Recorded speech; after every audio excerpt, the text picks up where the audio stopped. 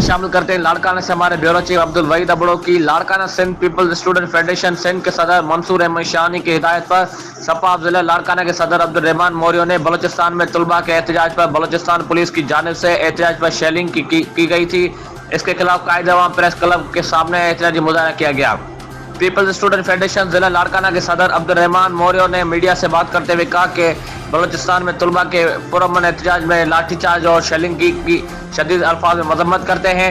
Peoples Student federation ضلع لاڑکانہ کے information secretary Jibran جوکھیو، Zaheer Ahmad تنیو، شفقت چنا، بلاول جلبانی، محسن تنیو، اوشاق بلیدی، مہران سانگی، وقار کولاچی، کامران چانڈیو نے شرکت کی۔ اس موقع پر امان اللہ ابڑو، سید وقار شاہ، یاسین کوریجو، غلام اکبر چنا، سجاد چانڈیو، عاقب خان سمو، جعفر شاہ، بابر سیٹھار، کاشف دوکی، غلام رضا سپرو، شفیق الرحمان جلبانی، احمد رضا سپرو اور دیگر سپا کے کارکنان نے بڑی تعداد میں شرکت کی۔